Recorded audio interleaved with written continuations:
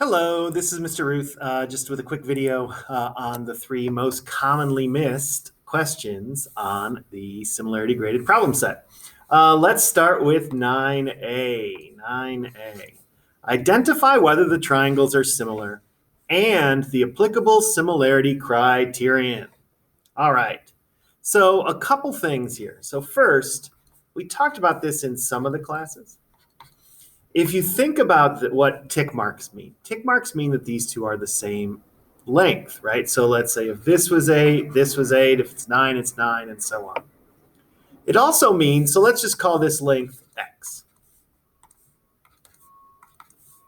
Down here, the double tick marks mean these are the same length. We'll call this y. So the question is, are these two sets of sides proportional?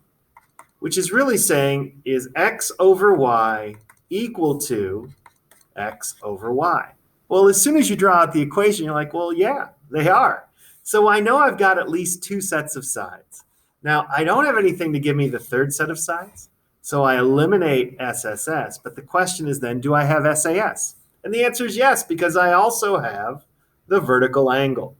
So I have two sets of proportional sides, and the included angle is congruent. So SAS works. Now, many of you answered SAS similarity. The problem is another thing works as well. So what's going on here is, if you think about what this angle is, let's say this angle was 40 degrees. Then this angle would be 40 degrees, right? Well, if these are isosceles triangles, then you know that the base angles have to be congruent, right? These two angles have to be congruent. And so if this was 40, each of these would have to be 70, right? Because out of 180, there would be 140 left to split between the two. But if this is 40, then these have to be 70. In fact, if you think about this, in this scenario, no matter what the vertical angle is, you know that it ends up making these have to be congruent. But these have to be congruent to these. Angle A and angle R are congruent. B and C are congruent. So that means that AA similarity is also correct. So this was the correct answer to 9A. Let's look at the next one. This was the true-false. The three that were most commonly missed, all right triangles are similar to one another. This was false. Right? I can have a right triangle that's kind of really skinny, or I can have an isosceles right triangle. These are not the same shape. All rectangles, same idea. I can have a really skinny rectangle, or we learned that a square is actually a rectangle, right? A square is a rectangle. These are not the same shape. But the one that most people missed was this one. A dilation with a scale factor of 0 leaves the figure unchanged. That's not true. A dilation with a scale factor of 1 leaves a figure unchanged. So let me show you an example. If I go here and look at this little applet, I type the scale factor in here, and let's say I type in a scale factor of 2. So quadrilateral ABCD is then enlarged to form quadrilateral A prime, B prime, C prime, D prime. But what if I type in a scale factor of 1.1? Well, now it's a little bigger. At 1, it maps perfectly onto the original shape. But once I get smaller than 1, what am I doing? Well, I'm reducing it, right? 0.6, 0.5, 0.4, 0.3, right? If I go all the way down to 0, what do you think happens? It does not leave the shape unchanged. It vacuums it all into a single point. So it changes the figure by quite a bit. So for dilation with a scale factor of 0 leaves the figure unchanged, that was false. Just like these were false. Most people had too many trues. They needed a few more falses. Let's look at the last one that was most commonly missed, number 15. Dilate triangle ABC with a scale factor of 1/3 with their center of dilation is marked.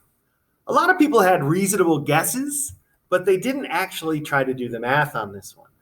The first thing you need to figure out is, what are the coordinates of the center of dilation? Well, you have to realize each block is worth 2 here. So this is only over at -1 and up at 2. So let's kind of go point by point. For right now, the distance between the center of dilation and B is 1, 2, 3 units. Now my scale factor is 1/3. So I want the distance from the center of dilation to B prime to be only 1 unit. So, and it's got to be on the projection line, right? We learned that it stays on the projection line. So let me draw my projection lines here and here and here. So what happens? Well, 1 unit away is right here. Let me make it in blue, like so. So the coordinates of B prime were 0, 2. Let's look at A and A prime. So this, as far as a horizontal distance goes, is 1, 2, 3, 4, 5, 6, 7, 8, 9. So I want the new horizontal distance to be 3. The vertical distance here is 1, 2, 3. So I want the new vertical distance to be 1. Get rid of some of the clutter here. I can see, oh, that tells me I'm going over 3 and up 1. Here's where the new A prime should be. A prime should be at the coordinates 2, 3. Finally, with the same technique, I can look and say, oh, this is 1, 2, 3 in the horizontal direction, and it's 1, 2, 3, 4, 5, 6 in the vertical direction. So I want to multiply each of those by 1/3. So instead of 3 and 6, I want them to be 1 and 2. And that puts C prime at the origin. So what you should have drawn is a figure that looks something like so. And that does look like it's been kind of vacuumed in. All of the corresponding sides are parallel. All of the angles look congruent.